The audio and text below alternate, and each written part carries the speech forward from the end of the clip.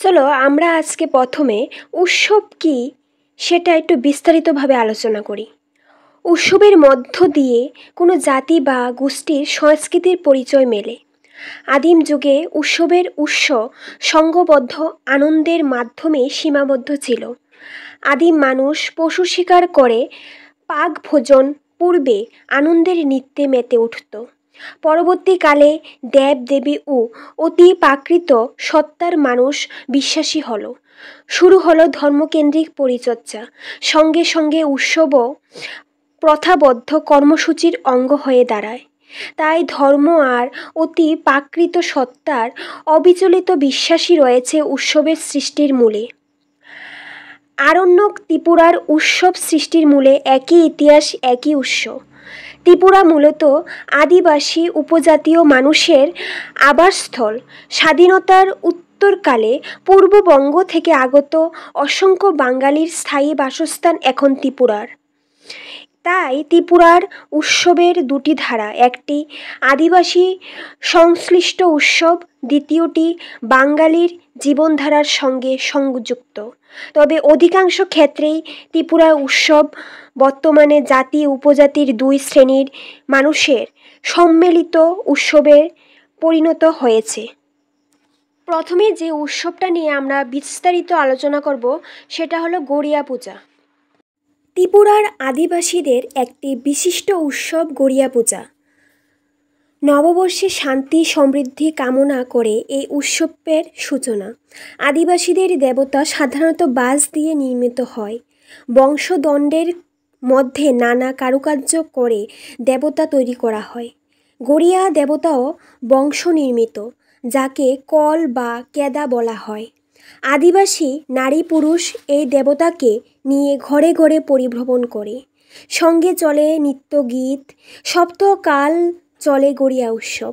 গ্রাম পাহাড় আনন্দে মুখরিত হয়ে ওঠে। আজকাল গড়িয়া পুজো সার্বজনীন পূজা রূপ নিচ্ছে। চাঁদা সংগ্রহ করে সম্মিলিতভাবে গড়িয়া পূজার আয়োজন বর্তমানে করা হয়ে থাকে। কেন্দ্রীয় গড়িয়া পূজা অনুষ্ঠানে মেলা ও প্রদর্শনীয় এবং নানা সাংস্কৃতিক অনুষ্ঠানের ব্যবস্থা করা হয়। বাঙালিরাও আজ গড়িয়া পূজার আনন্দে অংশীদার। চলো এখন গড়িয়া পূজা থেকে কিছু প্রশ্ন আলোচনা করি। প্রথম প্রশ্নটি হলো, গড়িয়া পূজা কাদের উৎসব? আনসার, গড়িয়া পূজা ত্রিপুরার আদিবাসীদের উৎসব। নেক্সট, গড়িয়া পূজা কতদিন ধরে চলে? আনসার, সপ্তাহব্যাপী, মানে 7 দিন ধরে চলে। নেক্সট, গড়িয়া দেবতা কি দিয়ে নির্মিত হয়? আনসার, বাঁশ দিয়ে। দ্বিতীয় যে উৎসবটি নিয়ে আলোচনা করব সেটি হলো খাচ্চি পূজা। এটি মূলত আদিবাসী এবং ত্রিপুরার রাজপুরুষদের উৎসব, কিন্তু বর্তমানে তা জাতি উপজাতি উভয় শ্রেণীর মানুষরাই প্রাণের উৎসব রূপে পালন করে। খাচ্চি পূজার পোশাকি নাম চতুর্দশ দেবতা পূজা। পুরনো আগরতলায় চতুর্দশ দেবতা বাড়ি অবস্থিত। আষাঢ় মাসে চতুর্দশ দেবতা সপ্তাহব্যাপী পূজাই খাচ্চি পূজা নামে অভিহিত। চতুর্দশ দেবতা মানে 14টি দেবমুণ্ড।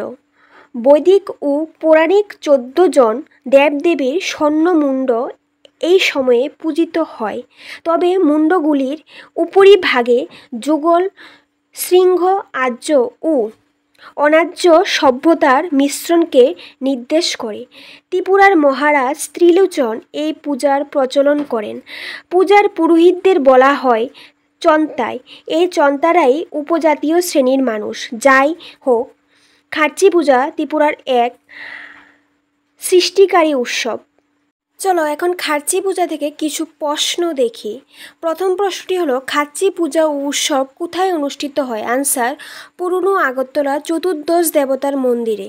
নেক্সট, খাচ্চি পূজার পুরোহিতকে কি বলা হয়? আনসার, চন্তাই। নেক্সট, খাচ্চি পূজা কখন অনুষ্ঠিত হয়? আনসার, আষাঢ় মাসের শুক্লা অষ্টমী তিথিতে। নেক্সট কোশ্চান, খাচ্চি পূজার প্রচলন ত্রিপুরার কোন মহারাজা করেন? আনসার, মহারাজ ত্রিলোচন। বন্ধুরা, ত্রিপুরা উৎসব থেকে আজকে আমি ভিডিওটি এখানেই শেষ করছি। খাচ্চি পূজা দিয়ে আজকে আমি দুটো ত্রিপুরার বিখ্যাত উৎসব নিয়ে আলোচনা করেছি, একটি গড়িয়া পূজা আর একটি খাচ্চি পূজা। নেক্সট ত্রিপুরার আরও যতগুলো উৎসব আছে এগুলো নিয়ে আলোচনা করব। তোমরা আমার চ্যানেলের সাথে যুক্ত থাকো। অবশ্যই আমার চ্যানেলটিকে এখনও যদি সাবস্ক্রাইব না করে থাকো অবশ্যই সাবস্ক্রাইব করে দাও, ভিডিওটিকে লাইক করে দাও এবং তোমাদের বন্ধুদের সাথে ভিডিওটি শেয়ার করে দাও।